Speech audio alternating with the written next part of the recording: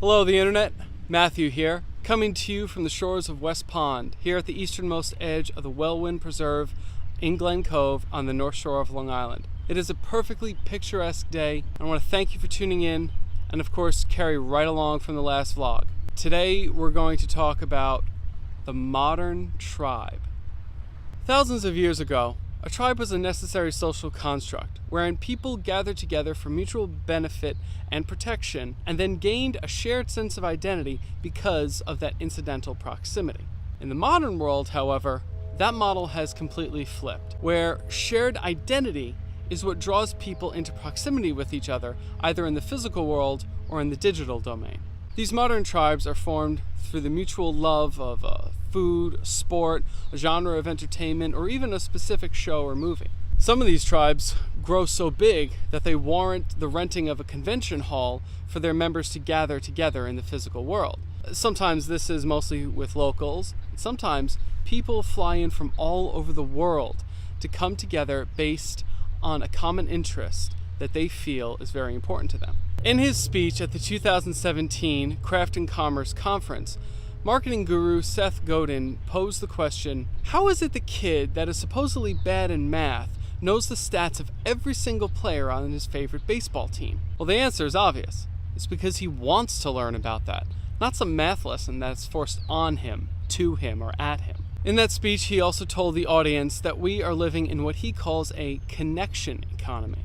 In a world where people can connect to each other directly via the web, we cannot conduct business the same old way that we have been for generations. He went on to explain that before now, it took coordination, trust, permission, and the exchange of ideas to take a product or service from concept to execution. And this fact is based on the simple premise, all of us are smarter than any of us.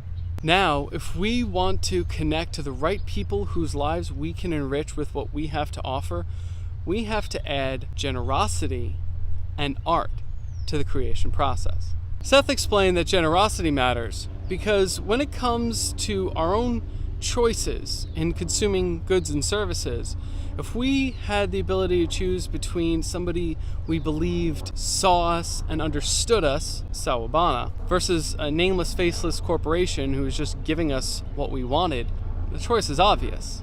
Sawabana wins every time. And on some level, the corporations must know this. That's why for decades they have shed billions of dollars into advertising campaigns to tell us all about products and services, not so much in terms of how they function, but in terms of how they would make us feel. And tying in directly with that concept, Seth says that art is something that happens when humans create something that's more than functional, something that's important. He said, artists don't view the world through scarcity. They view it through abundance, unlimited opportunities to connect, unlimited opportunities to make a difference.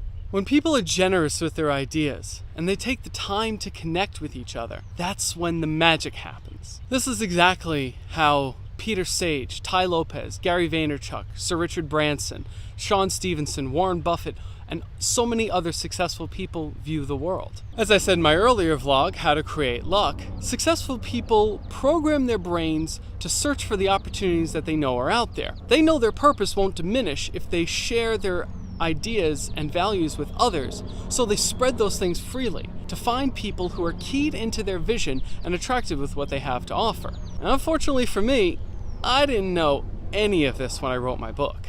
In that unwieldy lump of paragraphs, I spoke at interminable length about the value of connection to others, but I spoke about it as if it was some sort of commodity.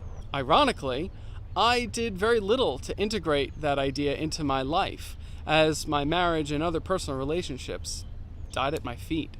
In writing that book, I was shouting a fringe message to the masses. Of course, the masses were about as interested in a treatise on abstract interconnectivity as a baseball-loving kid would be interested in a math lesson that was being shouted at him from an increasingly frustrated teacher. Now, it's not like people couldn't believe in my message. It's just that my message was completely inauthentic, mainly because I kept talking like it was my message.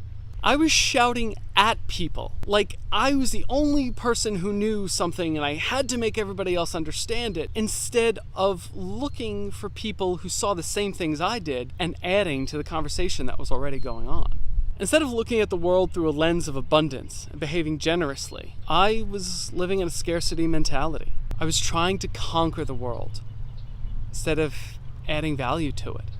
So I make my failures a matter of public record to serve as a cautionary tale for others, so that I can now add my experience towards something that I feel is very important in helping the modern tribe to advance. Your assignment for this week is to do a little honest reflection and tell us in the comments below if you think you see life through a lens of scarcity or abundance. If you see life through a lens of scarcity, well, gotta get out of that mind state. Start talking with the people down below. Maybe somebody can offer you some insight to kind of help you shift your perspective a little bit. I'll be back next week with another vlog and another assignment. Please make sure you subscribe to this channel and hit the little notification bell if you haven't already. And be sure you're following on Instagram and Twitter as well. And as always, all relevant material from this vlog will be linked down in the description below. And if you've gotten something out of this video, please make sure you share it with others. For now, this is Matthew of Monster Health and Fitness, signing off. I'm reminding you that there is no portal to utopia.